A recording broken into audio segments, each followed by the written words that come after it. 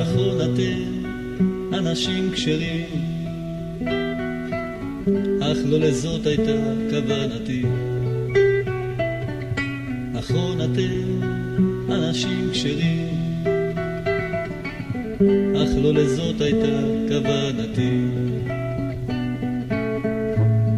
רציתי שתהיו כחיות הנועמות בים לילות שלמים, כחיות הנועמות בים לילות שלמים, כחיות הנועמות בים לילות שלמים.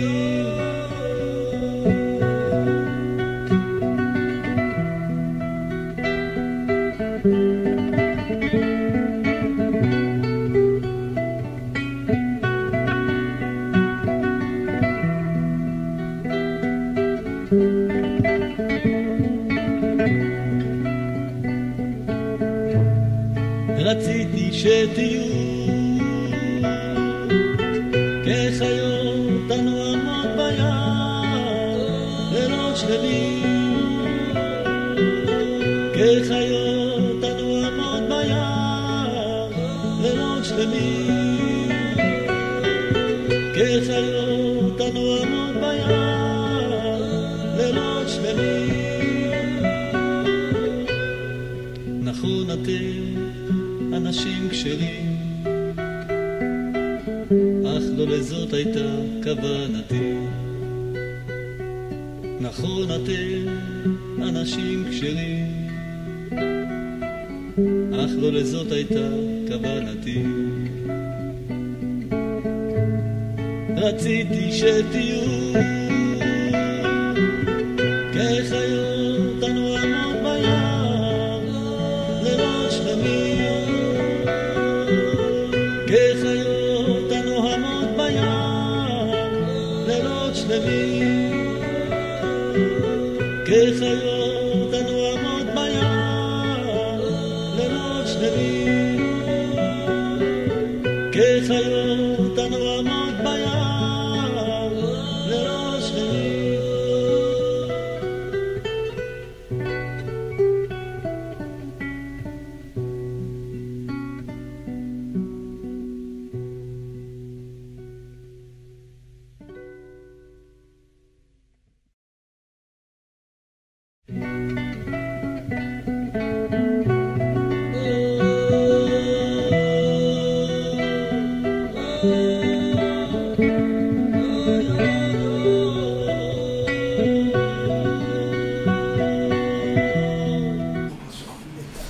Boker Tov les amis, shalom tout le monde, notre Hachem, une excellente journée d'Atzlacha, de Bracha, de Refoua, tout le monde, Refoua Shlema pour leur Besançon, Israël Yitzhak Ben Fortuné, Aaron Ben Shabbat, André Ben Shabbat, Meir Ben Shabbat, puissent avoir le mérite d'aller chez Rabbi Nachman dans leur vie, Bezant Hachem.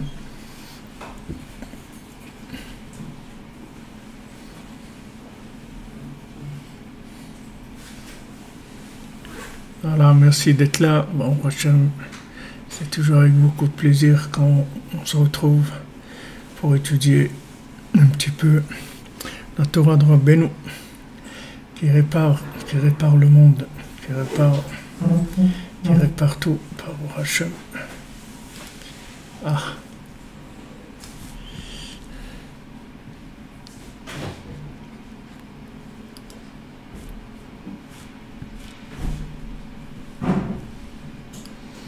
Magnifique, c'est magnifique. Refoua Shlema pour Orzala Badrachel.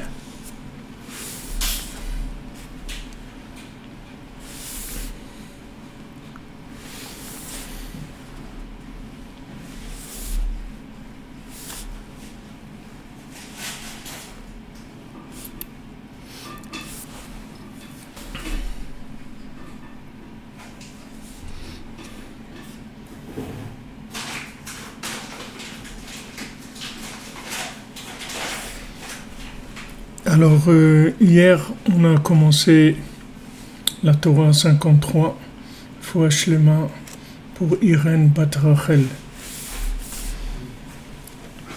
On a commencé donc la Torah 53 et on est arrivé dans le passage bête où Ashlim et Da'ato Shieshalem Bedat Yefshar Ela al Yedei Esek Shosekim Bnei Adam le Karvam et Avodat Hashem Idbarach. Donc maintenant pour compléter son date, sa conscience, sa connaissance vécue, il y a quelqu'un qui a dit le bon sens aussi, il y a dedans le bon sens. Toutes ces notions-là, nous on va rester dans le sens du date, prise de conscience. Donc on ne le peut que par le fait qu'on s'occupe de rapprocher des gens d'Hachem. Et ça va compléter notre da'at. Albertine Bat Marie-Claire, Prinat umitalmidai yoter mekulam, comme il est dit dans le Pirkei Avot, dans le Maxime des Pères, de mes élèves, j'ai appris plus que de tout le monde. Refoua shlema pour Moshe ben Sarah Mesaouda. Bonjour du berger corse. Bonjour au berger corse, à tous les bergers, Bezat Hashem. Ubishilze talmidim nikraim banim, ki al yadam ba'olada. C'est pour ça que les élèves, ils s'appellent des enfants, parce que c'est grâce à eux que vient le fait de pouvoir enfanter. En fait, ça fonctionne comment? On a en nous des possibilités qui sont illimitées. D'accord? Chaque individu, il a des possibilités illimitées. Comme quelqu'un, il pourrait avoir 10 enfants, ou 20 enfants, ou 30 enfants, ou 40 enfants. Il peut avoir des enfants, ok. Mais maintenant, s'il les a pas, ces enfants, alors jamais il saura qu'il pouvait avoir autant d'enfants. Jamais il va être conscient de ça. Alors maintenant, en fait, en nous, on a un potentiel infini de capacité, d'affinité, de possibilités, de dons. On a beaucoup de choses en nous, énormément de choses. On n'est pas limité. Mais maintenant, pour que ces choses-là, elles puissent exister, il faut les donner à quelqu'un. C'est-à-dire, il faut utiliser ces possibilités pour donner à quelqu'un. C'est-à-dire que maintenant, il y a quelqu'un avec qui on va avoir affaire. Donc on va le rapprocher d'Hachem. On va lui parler, on va lui donner tout ce qu'on peut pour le rapprocher d'Hachem. Quand on va lui donner pour le rapprocher d'Hachem, c'est ça qui va faire sortir le potentiel qu'on a en nous. Sinon, le potentiel qui est en nous, il ne va pas sortir. Rabbi nous dit que si tu veux faire sortir ce que tu as en toi en potentiel, c'est en donnant à quelqu'un d'autre. C'est comme ça que tu vas faire sortir le potentiel. Et quand tu donnes à quelqu'un d'autre, c'est là où ça s'appelle que en fait, tu t'es enfanté, toi. C'est-à-dire, quand on dit tes enfants, en fait, c'est toi qui t'es enfanté dans tes enfants. Vous comprenez? C'est-à dire que maintenant, il y a un potentiel dans l'individu. Mais ce potentiel, il ne peut pas sortir.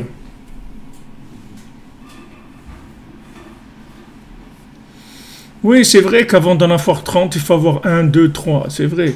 C'est un exemple que je vous donne pour savoir que vous n'avez pas de limite. Ce n'est pas pour parler d'un chiffre ou d'un autre.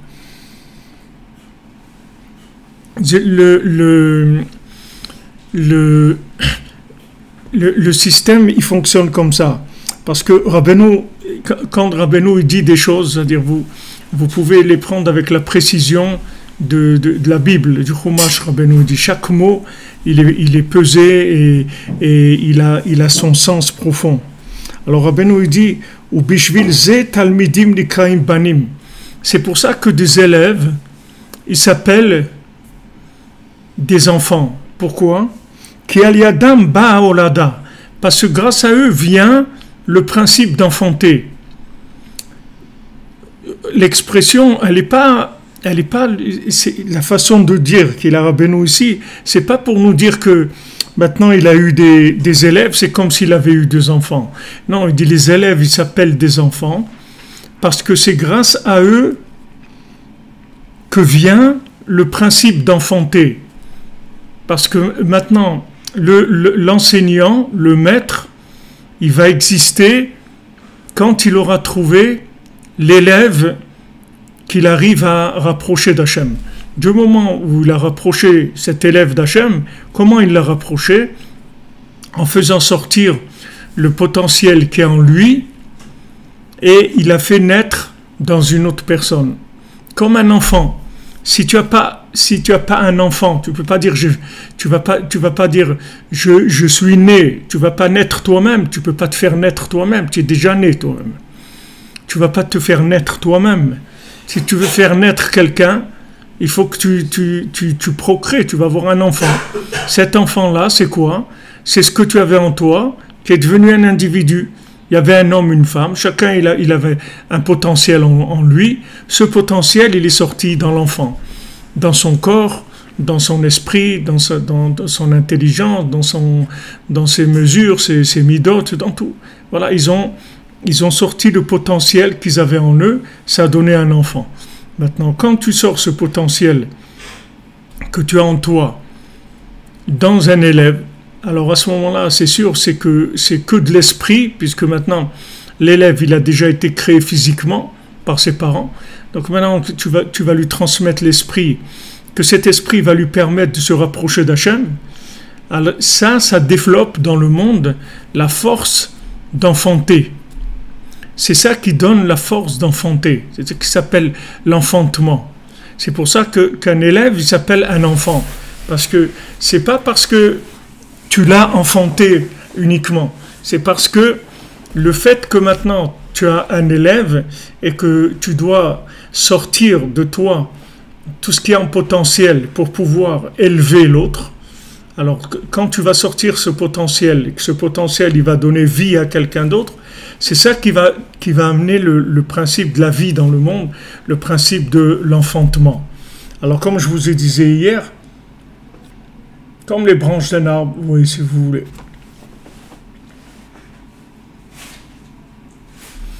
Le Rabbeinu,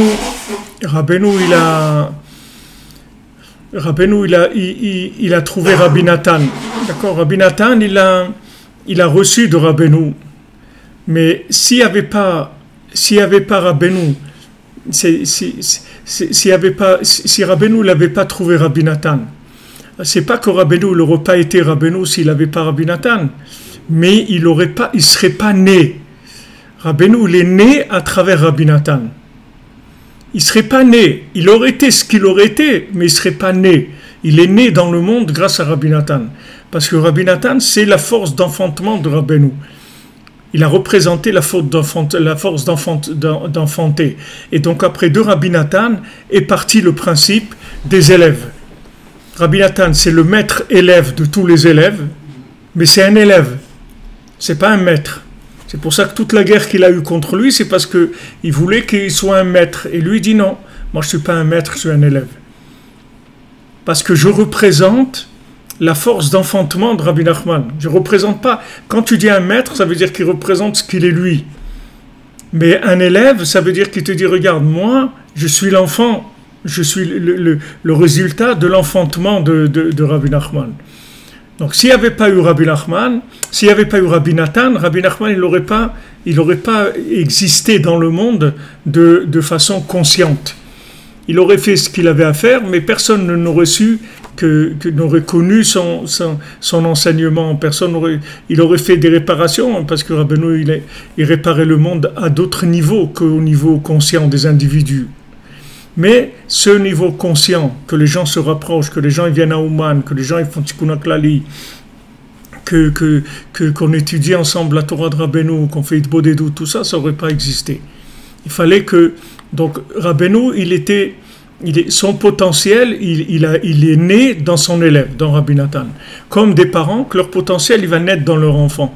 Ou comme la terre, que son potentiel, il va naître dans les fruits, dans les arbres fruitiers, dans les légumes qui vont sortir de la terre. Non, ces légumes-là, ils sont dans la terre. Ces fruits, ils sont dans la terre. Mais pour qu'ils sortent, il faut qu'il y ait la kohar de Olada, c'est-à-dire sortir le potentiel dans la réalité. Donc maintenant, il y a une énergie qui s'appelle l'énergie d'enfantement. Et chaque fois que quelqu'un il rapproche quelqu'un de Dieu, il développe l'énergie d'enfantement dans le monde. C'est-à-dire ça va permettre à des gens qui n'avaient pas d'enfants, ils vont pouvoir avoir des enfants. Ça va permettre à d'autres gens de se rapprocher. Parce que, si vous voulez, cette énergie-là, qui s'appelle enfanter, elle se développe dans le monde. C'est le terme qu'il emploie ici. Ke'al-yadam ba'olada. Parce que grâce aux élèves vient l'enfantement. C'est-à-dire que le fait que quelqu'un s'occupe de rapprocher des élèves, ça développe l'énergie dans le monde de l'enfantement. Comme tu dis qu'il y a des choses qui se développent dans le monde de la... Il y a des choses qui se développent dans le monde qui sont des énergies qui vont profiter au monde, des principes, soit dans la médecine, soit dans la nourriture. Il va sortir des choses dans le monde. Maintenant, c'est le fait que tu rapproches quelqu'un, tu vas développer le principe de l'enfantement dans le monde. C'est-à-dire que ce principe-là, cette énergie, elle augmente dans le monde. Il y a des gens qui ne pouvaient pas avoir d'enfants, ils vont avoir des enfants. Il y a des gens qui ne s'étaient pas trouvés eux-mêmes, ils vont se trouver. Parce que tu développes cette chose-là d'extraire ce qui est en potentiel. Donc ça vient par les élèves. Alors il dit, Abraham et Sarah, les gaïer gerim. C'est pour ça que Abraham et Sarah, ils se sont fatigués pour convertir des gens. C'est-à-dire qu'ils travaillaient à convertir des gens. Tachou et tatsmam. Il dit tachou et tatsmam, ça veut dire c'est un travail. C'est une fatigue, c'est un travail. C'est pas qu'ils ont écrit des livres pour que les gens ils se convertissent. Ils se sont fatigués, c'est-à-dire ils parlaient aux gens, ils conscientisaient les gens.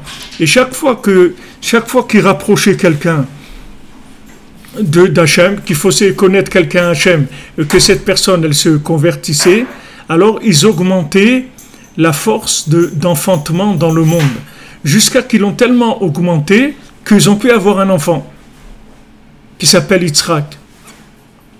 C'est-à-dire comment il est né Yitzhak? Il est né de la quantité de guérim, des convertis qu'Abraham et Sarah ils ont fait. C'est-à-dire ils ont tellement converti de gens qu'ils ont développé ce principe-là de sortir le potentiel en réalité, jusqu'à qu'ils ont pu eux-mêmes avoir un enfant. Donc c'est ce principe que Rabbeinu dit ici, que les maasés c'est un grand chidouche, c'est quelque chose qui est pas, qu'on n'entend pas habituellement, cette chose-là. C'est-à-dire on fait pas de rapport entre le fait que quelqu'un a rapproché quelqu'un d'autre et qu'il a donné la force d'enfanter. C'est pour ça que Rabbi Nathan, une fois il y avait quelqu'un qui était chez lui, qui était avec les Breslevers, et il s'était éloigné, et après il est revenu. Et ce monsieur, il n'avait pas d'enfant. Alors quand il est revenu, Rabbi Nathan lui a dit, pourquoi tu t'es éloigné de nous? Pourquoi tu es parti? Tu as été chercher quelque part qu'on puisse te donner des enfants. Et il dit, sache que la clé des enfants, pour avoir des enfants, je ne l'ai pas. Mais si moi je ne l'ai pas, il n'y a personne qui l'a. Il lui a dit ça comme ça, Rabbi Nathan. Il a dit, si moi je ne l'ai pas, il n'y a personne qui l'a. Mais est-ce que je peux te dire que si tu restes avec nous ici, peut-être un jour il y aura un moment d'ouverture et tu pourras avoir un enfant. Et ça s'est passé comme ça. Il est resté et bon, Hachem, après il a pu avoir des enfants. Parce que c'est pas quelque chose, c'est-à-dire que maintenant pour avoir des enfants, ça dépend de combien la force d'enfanter elle se développe dans le monde. C'est une énergie qu'il y a dans le monde. C'est une énergie, c'est un principe spirituel qu'il y a dans le monde.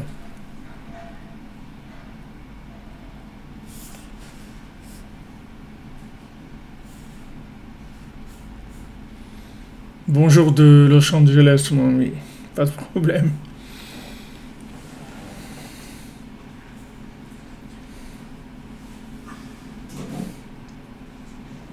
Razak les amis. C'est-à-dire que maintenant, en fait, ce qui est extraordinaire quand Hachem dit Olam Chesed Ibané, que je va construire un monde que de bonté, c'est-à-dire que Béhémet, tout ce monde-là, il est basé sur la bonté, la miséricorde. Ça veut dire que maintenant, tu vas pas pouvoir exister si tu donnes pas vie à quelqu'un. C'est que si tu donnes vie à quelqu'un que tu existes. Parce que exister, ça veut dire sortir le potentiel qui est en toi. Tant que maintenant tu fonctionnes, tu manges, tu dors, tu travailles, tu as ton intelligence, et tu fais des choses, ok. Maintenant tu veux sortir ton potentiel. Tu as un potentiel en toi, tu as des énergies en toi. Tu veux les sortir, tu ne peux pas les sortir en toi-même. Tu vas les sortir dans quelqu'un d'autre. Quand tu vas donner à l'autre, avec justement le potentiel que tu as qui est unique, tu vas aider l'autre à progresser. Dans cette aide-là que tu vas faire à l'autre, c'est comme ça que tu vas naître, que tu vas exister et que tu vas faire augmenter l'énergie qui s'appelle la naissance, la force de naître dans le monde. Alors d'ici, les Gaïr Grib qui allaient des Hishlimu Da'atam, c'est-à-dire que maintenant, ils ont complété leur conscience comme ça. C'est-à-dire, en fait, tu vas prendre conscience des choses quand tu vas les donner, c'est tout. C'est là où tu vas prendre conscience de la chose. Tant que la chose, tu ne l'as pas donnée à quelqu'un et que cette chose-là, elle n'a pas fait grandir quelqu'un, tu vas pas avoir conscience. Comme si tu dis une graine, ok? Tu prends une graine. Cette graine, tu dis à quelqu'un, tu vois, dans cette graine, il y a un arbre fruitier. De cette graine-là, il peut pousser des pommes, des milliers de pommes. Et dire quoi, cette graine-là, mais comment c'est possible? Il dit, attends. Alors, il la met dans la terre. Et après, cette graine-là, elle va donner un arbre fruitier, il va sortir des fruits. Mais quand tu vois la graine, tu ne peux pas imaginer, tu ne peux pas, parce que cette graine, c'est une graine, c'est tout. C'est rien d'autre. Dans sa façon, dans l'étape dans laquelle elle est de révélation maintenant. Elle est révélée en tant que graine. Ok? Voilà à quoi elle est arrivée. Maintenant, elle attend une étape suivante. Elle peut enfanter ou elle peut ne pas enfanter, ça dépend. Soit elle va être dans la terre, elle va pousser, elle va donner des fruits, soit elle va pourrir et c'est tout, elle va disparaître. L'individu c'est pareil, c'est-à-dire l'individu c'est une graine, c'est pas un arbre. Bien qu'on dit Adam Etz Hasadeh, mais c'est pas un arbre, c'est-à-dire que l'arbre que tu as en toi, l'arbre de vie que tu as en toi, tu le connais pas. D'ailleurs, tu verras dans la vie que tu vas te trouver avec certaines personnes, dans certains contextes, où tu vas développer certaines choses. Et parce que tu te trouves dans ce contexte-là, c'est tout. Si maintenant tu fréquentes des gens qui aiment le ski ou un truc, alors tu vas commencer à skier, tu vas commencer à parler du ski, un truc, voilà, ça, et les trucs, les niveaux les pistes noires, les pistes beiges, les bleus, jaunes, tu vas commencer à rentrer là-dedans, voilà, tu vas vivre ces choses-là. Si maintenant tu n'as pas l'intention de donner à quelqu'un ce que tu as en toi, de plus précieux, qui est ton point à toi unique, tu ne vas pas naître, tu ne vas même pas exister. La plupart des gens, ils naissent, ils meurent, ils ne savent même pas qui ils étaient. Parce qu'ils n'ont jamais essayé de donner ce qu'ils avaient à quelqu'un. Si maintenant tu donnes, quand tu donnes, tu fais naître l'individu qui est en potentiel en toi. Et si tu ne donnes pas, ça ne marche pas. Donc il parle d'ashlama du da'at, c'est-à-dire compléter ta conscience. Tu vas prendre conscience de ce que tu peux prendre conscience, alors que si tu donnes pas, tu prendras jamais conscience de ces choses-là.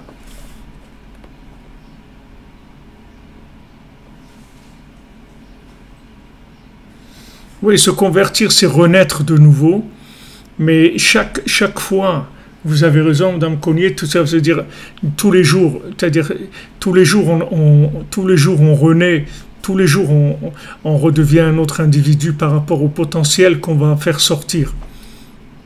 Rabbi Nachman lui-même, il a dit, si j'avais su qu'est-ce qu'Hachem il allait faire de moi, tout ce que j'ai fait dans ma vie, je l'aurais fait en 1 heure. En 1 heure, j'aurais fait tout ce que j'ai fait dans ma vie. Parce que l'homme, il ne peut pas imaginer combien de richesses il a à l'intérieur de lui-même. Et si tu restes seul, tu vas rester pauvre, c'est tout. Tu vas rester pauvre. Tu vas être pauvre, c'est-à-dire tu vas fonctionner avec ce que tu es, c'est tout. En tant que, c'est-à-dire ce qui s'est développé de toi, qui est mamash un SMIC, c'est-à-dire c'est le minimum. C'est rien du tout par rapport à ce que tu peux. Maintenant, si tu veux arriver à faire sortir toute l'énergie qui est en toi, tout le bien qui est en toi, toute la richesse qui est en toi, il faut que tu la donnes à quelqu'un et que cette personne-là, elle vive avec ce que tu lui as donné. Parce que en fait, quand tu as un élève, c'est-à-dire un élève, tu l'as élevé comme un enfant que tu élèves. Alors un élève, tu l'élèves avec ce que tu lui transmets, d'accord? Donc maintenant, tu lui as transmis quelque chose qui va le faire bouger, qui va faire des choses avec cette chose, c'est ce que tu lui as transmis.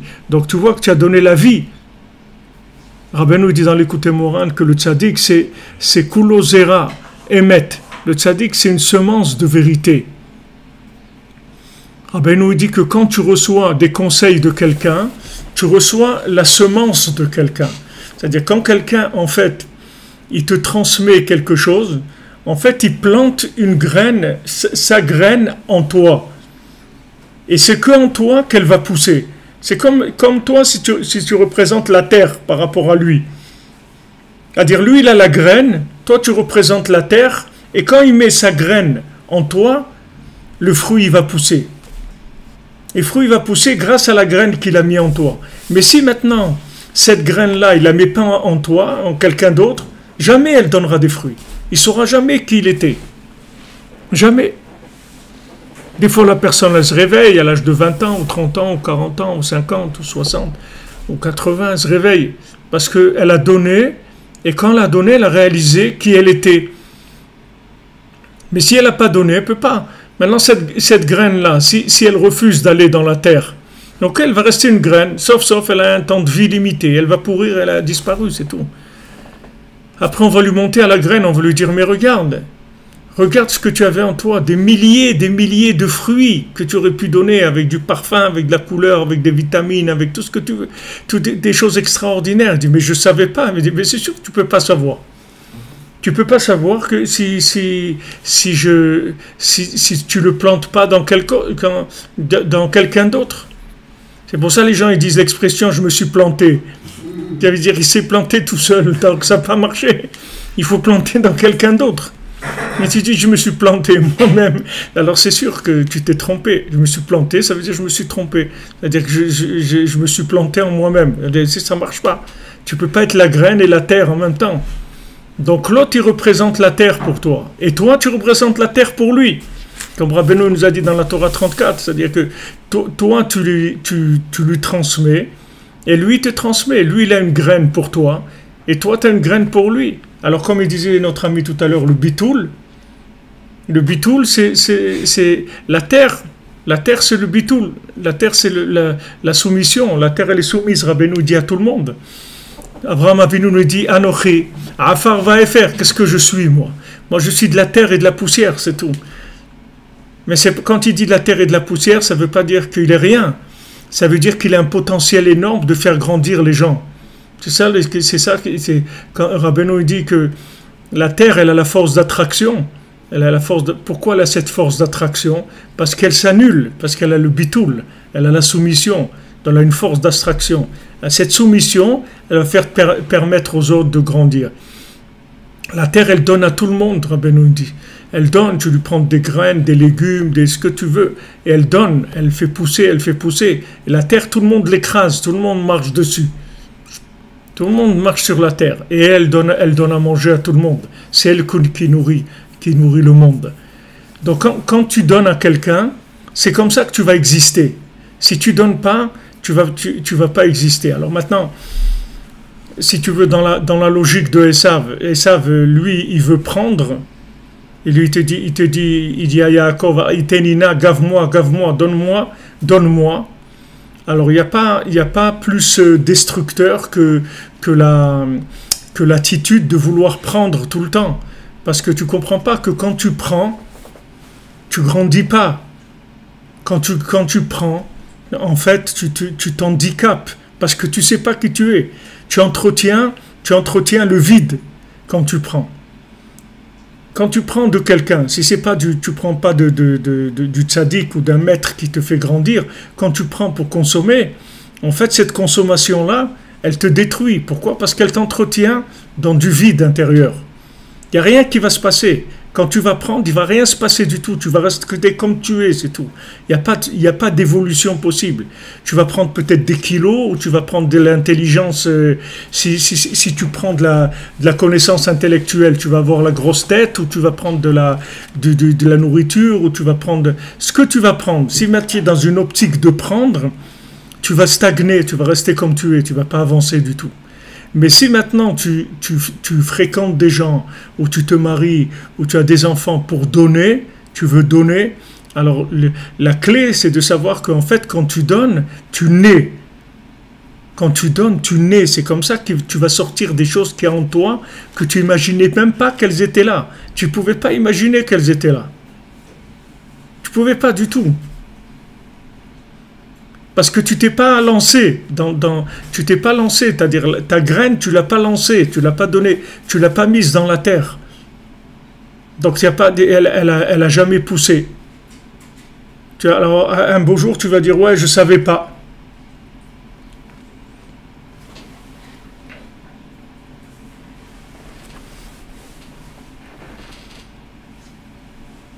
Vous comprenez? La personne a dit ouais je sais pas quoi faire de ma vie, c'est juste truc, je me sens vide, etc. Mais c'est normal, donne, tu vas voir que tu vas être heureux, donne, occupe-toi des autres. T'occuper des autres, c'est pas pour eux que tu t'occupes des autres, c'est pour toi. Abraham Avinu et Sarah, ils s'occupaient des autres, c'était pas pour les autres, c'était pour eux qu'ils s'occupaient des autres. Parce que c'est la seule façon de grandir.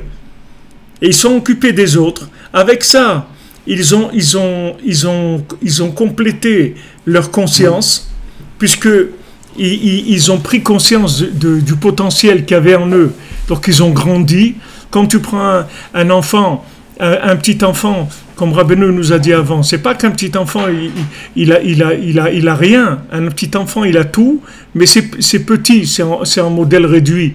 Donc il peut pas prendre conscience de ses facultés. Il a des facultés énormes, mais comme il est petit, ses facultés, il ne peut pas prendre conscience de ses facultés, puisque justement, il ne peut pas donner. Il ne peut pas donner. Maintenant, un homme, il devient adulte à l'âge de 13 ans, d'accord? L'âge de 13 ans, pourquoi 13 ans? Pourquoi pas 12 ou 14? Parce qu'à l'âge de 13 ans, il prend conscience des 13 mesures de miséricorde, c'est-à-dire il prend conscience de la bonté. C'est-à-dire, être un adulte, c'est de prendre conscience qu'on peut donner. C'est pas prendre, parce que prendre, si tu vois, c'est le basique de l'être humain. Un bébé, il fait que prendre, c'est tout. Il donne rien. Qu'est-ce qu'il amène au monde? À part quelques sourires de temps en temps, mais qu'est-ce qu'il amène dans le monde? Rien du tout, il prend, c'est tout. Il fait que prendre. Un enfant, il prend, c'est tout. Koach Hazan, ça s'appelle dans le Zohar, dans la Kabbalah. Koach Hazan, ça veut dire c'est la force de se nourrir, de vouloir se nourrir, comme la boulimie, les trucs comme ça que les gens ils prennent. Ils ont besoin de rentrer beaucoup de choses dans leur corps pour se sentir exister. Mais sache que c'est quelque chose qui est complètement faux. Que plus tu te mets de la boulimie, tu te gaves de choses, moins tu vas exister. Tu veux exister, donne aux autres. Quand tu vas donner, le potentiel qui est en toi, il va naître. Et tu vas amener dans le monde la force de la Olada, c'est-à-dire l'énergie d'enfanter. Et tu vas permettre à d'autres d'enfanter. Tu ne sais pas qu'en faisant du bien à quelqu'un, en t'occupant de lui, en l'aidant dans ce qu'il a besoin, tu vas permettre à des gens d'avoir des enfants. Peut-être tu ne vas jamais les connaître, mais en tout cas, tu as augmenté la force de naissance, de vie dans le monde, par le fait que tu donnes. Donc Abraham et Sarah ne croyaient pas que c'était des gens qui n'ont rien à faire, bon, ils vont s'occuper des autres parce qu'ils ont... Non, c'était tout calculé. C'est-à-dire, ils faisaient ça parce qu'ils savaient que c'est la seule façon d'exister. C'est tout. Si on veut exister, il faut faire exister les autres, c'est tout. Parce que toi-même, tu ne peux pas exister tout seul. Comme il nous racontait le Rav Besançon, chéri, Fouachlema. Il nous racontait ça et il nous disait que dans le monde futur, il y a des gens, on a montré à quelqu'un une table, un repas en haut dans le monde futur. Alors les gens, ils avaient là-bas des fourchettes immenses. Alors, il dit, mais il ne peut pas manger avec la fourchette, elle fait 2 mètres, il peut pas se nourrir. Il dit, non, ici, on ne se nourrit pas soi-même, on nourrit l'autre, c'est tout. La fourchette, elle est immense. Et si tu veux maintenant, tu peux pas. Tu dois nourrir l'autre et l'autre il te nourrit, c'est tout. Mais toi tout seul, tu peux pas te nourrir. Donc ici, dans ce monde, sache que le potentiel qui est en toi, il ne sortira que quand tu donneras aux autres. C'est là où ton potentiel il sortira. Donc c'est pour ça que naturellement, les gens ils ont envie de se marier, d'avoir des enfants, c'est naturel. Pourquoi ? Parce que les gens ils ont envie de vivre, ils ont envie d'exister, tout simplement. Donner la vie, c'est exister, avoir des enfants, c'est exister. Les gens ils ont envie de vivre, ils ont envie d'avoir des enfants. Alors ils se marient et voilà. Et quand ils vont faire grandir leurs enfants, en fait, c'est eux qui vont grandir. C'est pas avoir des enfants pour les enfants, c'est avoir des enfants pour soi-même, parce que c'est la seule façon d'exister. Et quand la société, elle commence à enlever ça, et à enlever le mariage, à enlever la cellule familiale, et détruire le principe d'avoir des enfants, en fait, elle entraîne la mort. Elle entraîne la mort, et les gens après ils sont frustrés et ils commencent à faire des bêtises, ils commencent à être violents, ils commencent à faire du terrorisme, ils commencent à vouloir détruire le monde, etc. C'est normal, la personne elle n'existe pas. Combien de temps elle peut ne pas exister? Combien d'années de sa vie elle va ne pas exister? Alors elle croit toujours, on lui fait croire que au prochain arrêt ça va être l'existant. Non, maintenant, tu comprends, c'est parce que tu es jeune et tout, tu comprends pas grand-chose. Après, ok, alors il continue. Il va à l'école, il va au lycée, il va faire ses études. Ouais, tu vas voir, une fois que tu vas être diplômé, tu vas travailler. Ok, alors il est diplômé, il travaille. Il voit que ça change pas. Il voit qu'à l'intérieur, c'est mort, c'est la même chose. Il n'y a pas de changement. Parce que le fait que maintenant, on désoriente les gens, on leur enlève les axes de vie, les gens ils se sentent complètement détruits de l'intérieur. Il n'y a rien. C'est normal, tu ne peux pas exister, tu ne peux exister qu'en enfantant, c'est tout. Tu peux pas exister autrement. Tu peux exister que si maintenant, à travers quelqu'un qui tu as donné. C'est ta seule façon d'exister. Donc Avraham et Sarah, ils faisaient ça. Venit karvu la he azot. Donc quand ils ont complété leur conscience par le fait qu'ils ont converti des gens, ça fait se rapprocher de ce he là.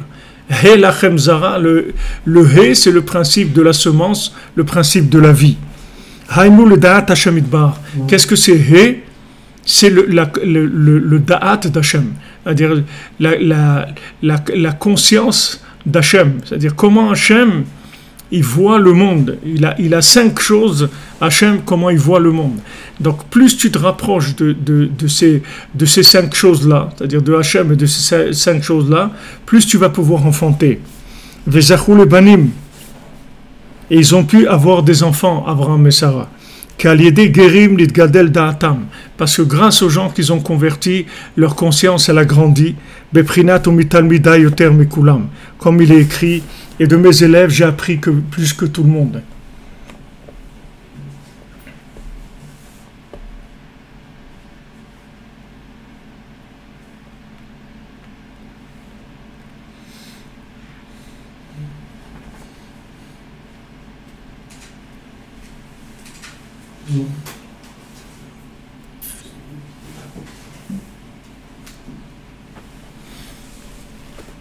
Aval Mishen Shalem Bedato.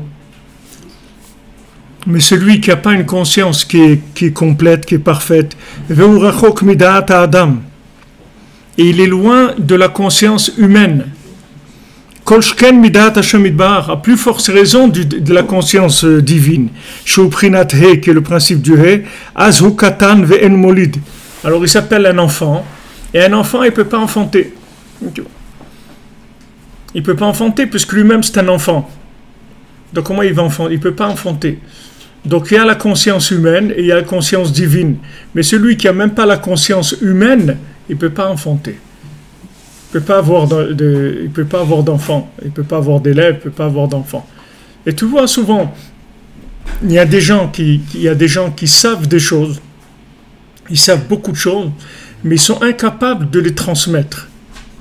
Mais ils savent des choses, c'est-à-dire ils ont beaucoup de connaissances, mais ils sont capables de transmettre la connaissance. Parce que leur connaissance, elle n'est pas assez intériorisée pour pouvoir devenir une graine qui va être semée sur quelqu'un d'autre. Ils n'ont pas. C'est de la connaissance qui est virtuelle complètement. C'est-à-dire elle n'est pas intégrée en eux. Alors il dit c'est un katan, et donc un katan, un enfant, il ne peut pas enfanter. Et c'est la raison pourquoi les tzadikim ils se fatiguent. Il reprend la notion de fatigue. Avant il a dit Avraham et Sarah tachou et hatzmam. Ils se sont fatigués. Maintenant il dit les tzadikim meyagim et hatzmam. Ils se fatiguent. Verotfim achar bnei adam. Et ils courent derrière les gens. Ils courent derrière eux pour les rapprocher. Les karvam les avodato idbar, pour les rapprocher du service divin. Enze kedele arbot kvodam chas v'shalom. C'est pas du tout pour augmenter leur honneur à eux. C'est pas pour augmenter leur honneur que les tzadikim cherchent à rapprocher les gens. Et là, c'est pour compléter leur conscience de manière à obtenir cette chose-là, que de mes élèves, j'ai appris plus que tout le monde. Si Rabbeinu il n'avait pas rapproché Rabbi Nathan, alors c'est tout, il n'aurait pas existé dans ce monde, Rabbeinu. Il n'y a personne qui l'aurait connu, personne n'aurait connu Rabbi Nachman. Il aurait été ce qu'il a été, et c'est tout. Et Rabbeinu dit tous les tzadikim qui sont pas restés dans ce monde présent, actifs, c'est parce qu'ils n'ont pas laissé d'élèves, c'est tout. Rabbeinu l'a dit, moi je vais faire quelque chose, je vais amener dans le monde quelque chose qui va durer jusqu'à l'éternité. C'est-à-dire que les élèves, ils vont faire des élèves, ça ne va jamais s'arrêter. Rabbeinu, il était sûr de ça. Que son inyan, que son enseignement, il durerait jusqu'à Mashiach et jusqu'à la résurrection des morts et pour l'éternité. Parce que c'est un enseignement qui donne tellement de conscience que automatiquement chacun il va enfanter dans un autre. Il va parler à l'autre, il va parler à son conjoint, à ses enfants, à son voisin, à son patron, à son employé, à l'autre, au chauffeur de bus, à n'importe qui. Il va parler, il va faire passer ce message qu'il a à l'intérieur. Ça vient du koach du da'at qu'il y a dans les paroles du tzaddik. Dans les paroles du tzaddik, il y a une telle énergie, il y a une telle conscience des choses, qu'à peine tu parles avec quelqu'un, il se met à chanter tout de suite. C'est-à-dire le bien qu'il y a en lui, il se réveille tout de suite. Et ça, c'est spécial à Rabbi Nachman. Il n'y a personne qui a ça. Il n'y a personne qui a cette chose-là. Aucun tzaddik, il a eu ça. Il a un enseignement comme ça. Tous les tzaddikim, Hachem, ils ont fait des choses bien, mais des tzaddikim qui sont partis et que maintenant leur enseignement, il augmente dans le monde. C'est-à-dire ils sont plus présents chaque jour. Il n'y a pas. Au maximum, les gens, ils assurent le stock, c'est tout. Ils continuent, c'est tout ce qu'ils ont reçu. Mais avoir quelque chose qui se renouvelle tout le jour pour aller chercher des gens qui sont de plus en plus loin et que le message, il arrive jusqu'à eux, il n'y a pas. Donc c'est pour ça que Rabbeinu l'a dit, je veux faire quelque chose qui ne s'arrêtera jamais. Donc tout a commencé avec Rabbi Nathan. Tout a commencé avec Rabbi Nathan. C'est pour ça que quand il est arrivé à Ouman, Rabbeinu il était dans la maison de quelqu'un qui s'appelait Nachman Nathan. Quand Rabbeinu est arrivé à Ouman. Et il a dit, en allant à Ouman, il a dit Nachman Nathan, ils vont conquérir le monde. Nachman Nathan, ils vont conquérir le monde. Et il est venu dans la maison de ce Nachman Nathan. Parce qu'il a dit, voilà, maintenant qu'il y a un maître et qu'il y a un élève, ça y est, c'est la réparation du soleil et de la lune, c'est la réparation de tout le système. Il y a un élève complètement soumis, et cet élève-là, il va permettre au maître d'exister. Comme des escaliers, si tu veux. L'escalier, lui-même, il se trouve là où il se trouve, mais le fait qu'il permet de monter à la marche supérieure. S'il n'y avait pas cet escalier, on ne pourrait pas monter plus haut. Donc le tzaddik qui permet l'élève, il permet au tzaddik de pouvoir transmettre ce qu'il va transmettre à travers lui. Mais le maître, il ne peut pas être en même temps un maître et en même temps un élève. Il est un maître ou il est un élève. Donc le maître, il a besoin les gens qui n'ont pas d'élèves, qui n'ont pas d'enfants, qui ne donnent pas, ils sont malheureux. Ils sont malheureux parce qu'ils sentent la mort en eux. Ils ne sentent pas exister dans aucune vitalité parce qu'il n'y a pas d'existence si tu ne donnes pas. Si tu ne donnes pas, tu ne peux pas exister. C'est qu'en donnant que tu vas exister. Tu vas sortir, c'est comme si tu as un poussin qui est dans un coquille d'un œuf. Il ne peut pas sortir. Si tu ne lui casses pas la coquille, il ne va pas sortir. Jamais tu vas savoir ce qu'il y a dedans.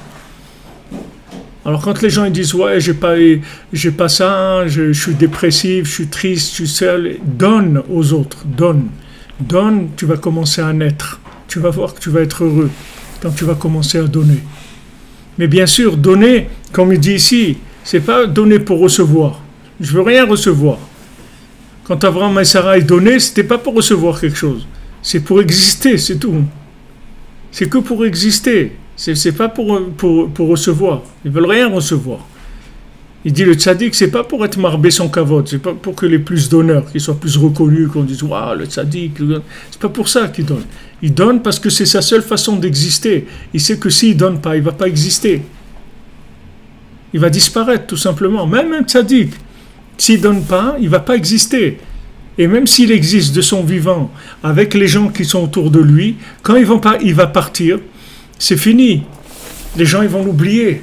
Pourquoi ils vont l'oublier?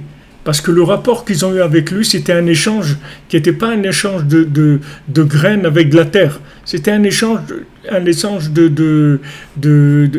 c'était une forme d'échange qui était binaire. C'était pas c'est-à-dire ils avaient besoin de quelque chose, ils venaient, ils le prenaient chez le tzaddik, et le tzaddik il leur donnait quelque chose, et chacun il prenait ce qu'il avait besoin.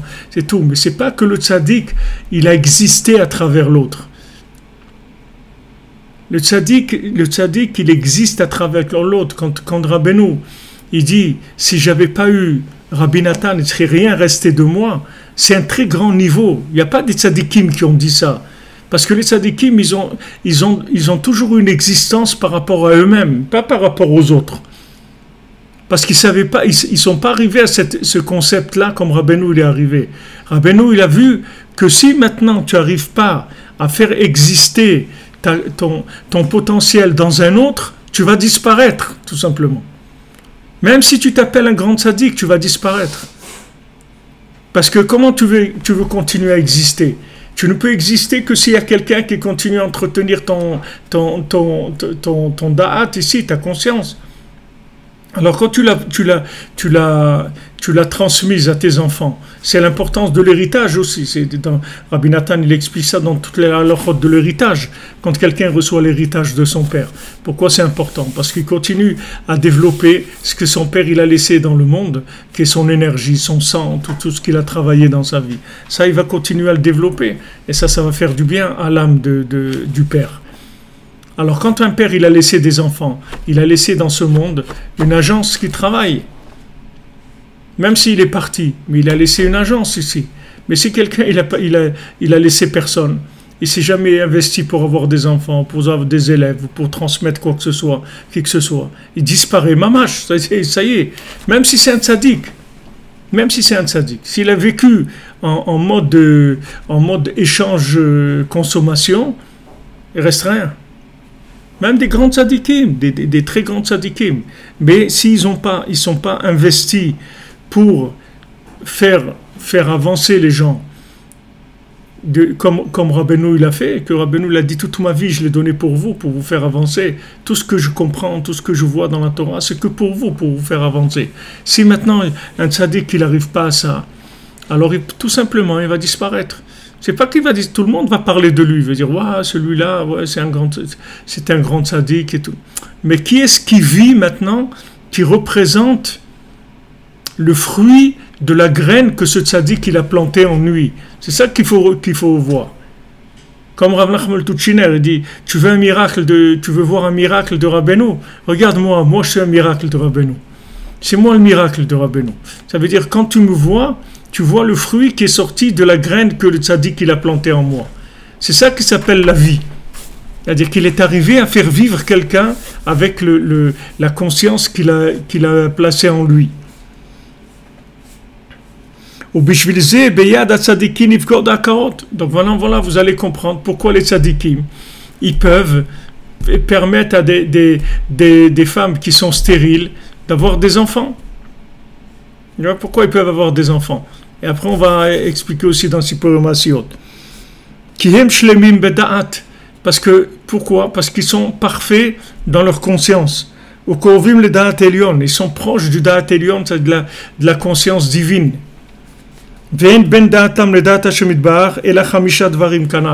Et la différence entre leur conscience et la conscience d'Hachem, c'est que 5 choses, c'est tout. On va en dire que, après je vous ai dit, on va dire qu'est-ce que c'est ces 5 choses-là.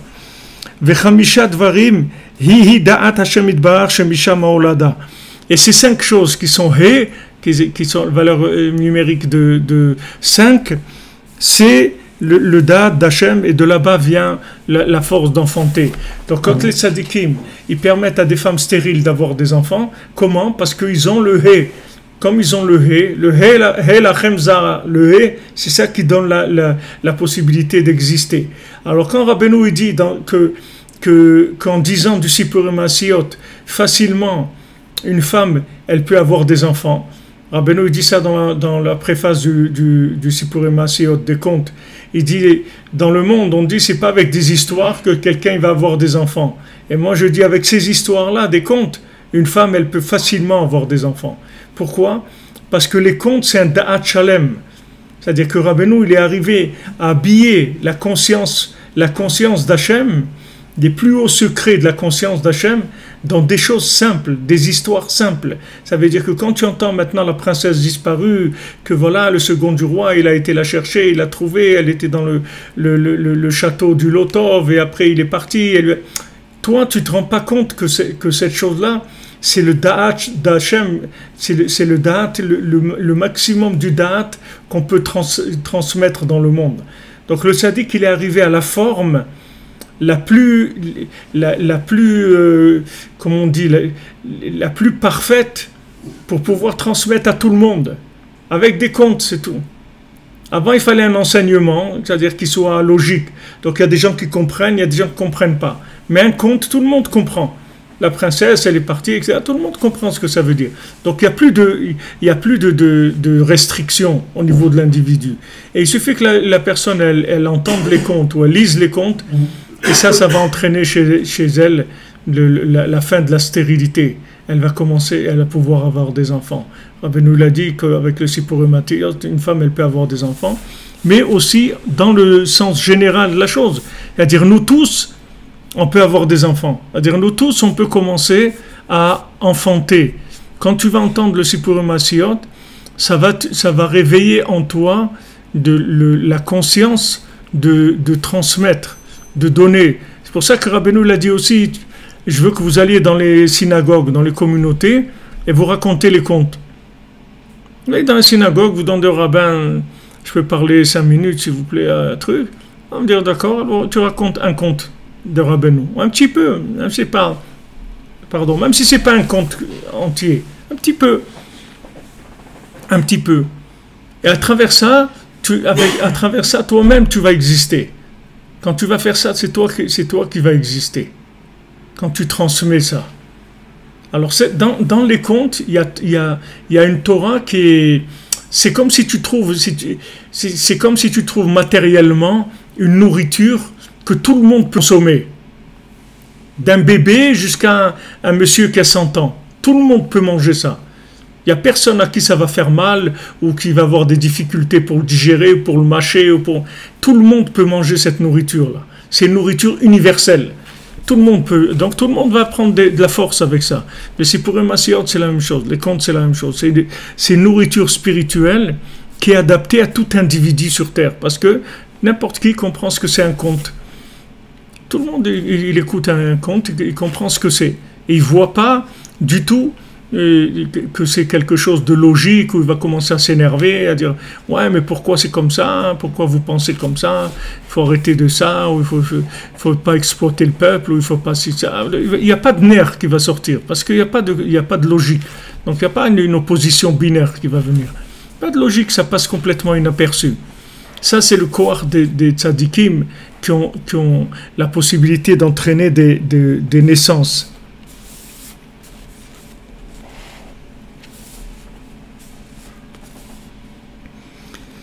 וזה 3 דברים מחריבים דעתו של האדם, אישה נאה ודירה וכלים.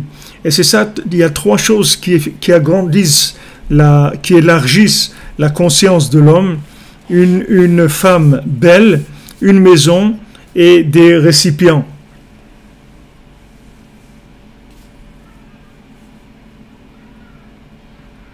C'est-à-dire que nos sages, ils parlent de ces choses-là comme étant des choses qui mettent la personne à l'aise, qui lui donnent une ouverture d'esprit et tout, parce qu'il est bien.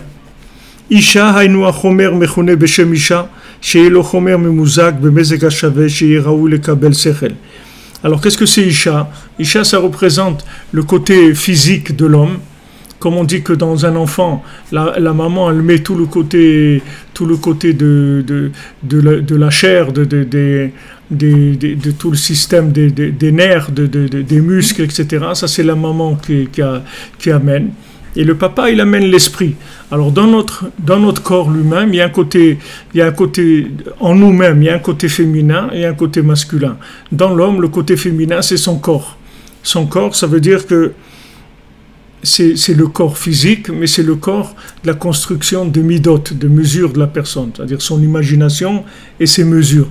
C'est-à-dire, est-ce qu'il peut recevoir un sechel, une compréhension quelconque?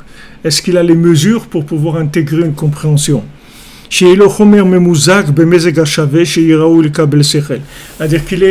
qu'il ait le côté matériel qui est en lui, qui soit équilibré, de manière à pouvoir recevoir un esprit. S'il est déséquilibré, il ne peut pas recevoir d'esprit. L'esprit ne va pas fonctionner chez lui. Qu'est-ce que c'est? Une belle maison, c'est la crainte, comme il est écrit, comme il est écrit, dommage pour celui qui n'a pas une maison. Ça c'est écrit dans la Gemara, dans Shabbat. Parce que quelqu'un, il faut qu'il ait la crainte de fauter avant de vouloir comprendre des choses. Et qu'est-ce que c'est des kelim, des récipients? C'est des élèves valables qui vont recevoir de lui. Et quand quelqu'un il a tous ces préparatifs-là, qui sont toutes ces choses-là, qui sont prêtes, alors il peut recevoir le da'at de façon parfaite. Donc, Ishana, ça veut dire avoir le côté matériel en lui, c'est-à-dire ces midot qui sont équilibrés, c'est-à-dire qu'il n'est pas déséquilibré. Deuxièmement, une belle maison, ça veut dire qu'il ait la crainte d'Hachem. Et troisièmement, qu'il ait des élèves qui soient valables, qui reçoivent de son da'at. Et à ce moment-là, il a da'at shalem.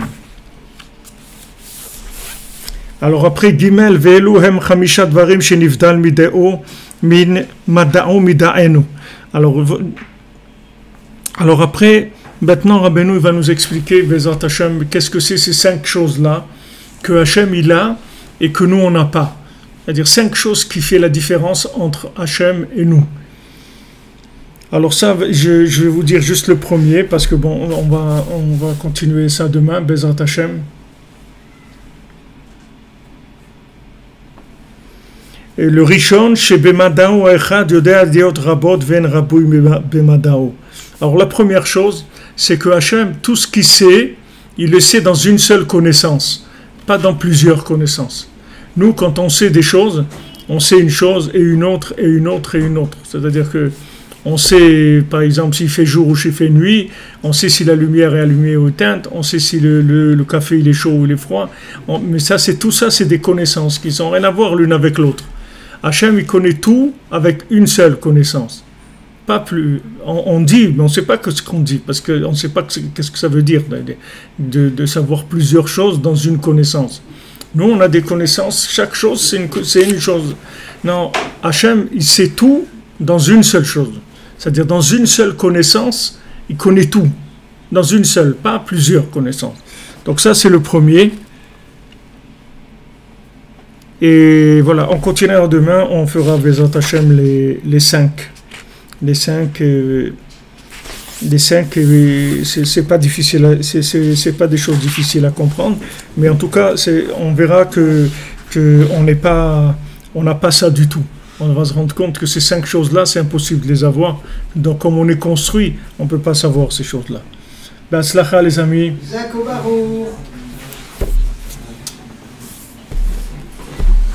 Oui, on continue demain. On peut pas. Il y a un temps pour chaque chose. Et Bezat Hachem, on continue demain. Merci d'être là.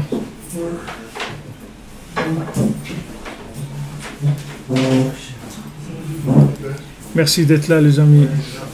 Merci pour tout, pour votre présence, pour votre soutien.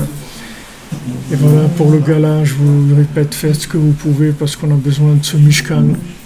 Rabbeinu, il a besoin de ce Mishkan, c'est pas pour nous. Que le Rebbe, Bezat Hachem, il puisse inviter beaucoup de monde, Bezat Hachem. Beaucoup de monde.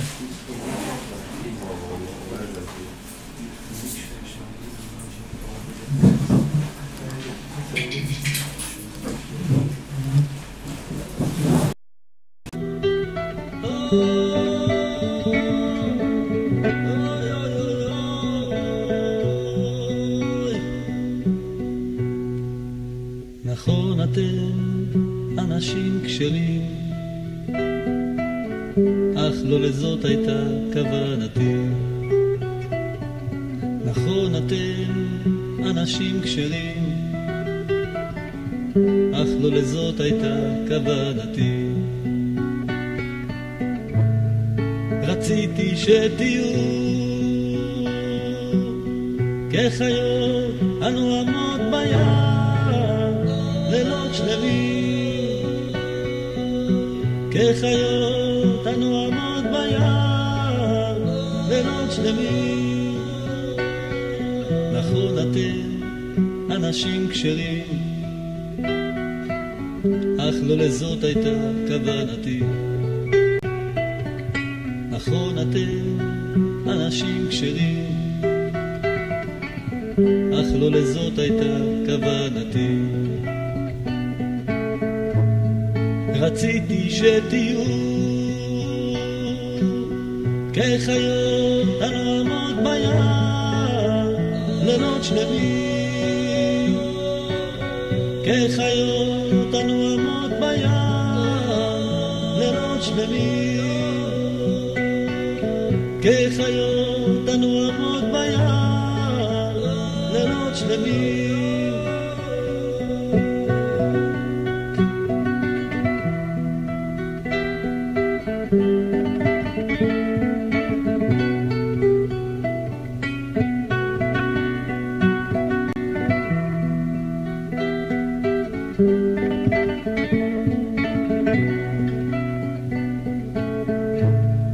רציתי שתהיו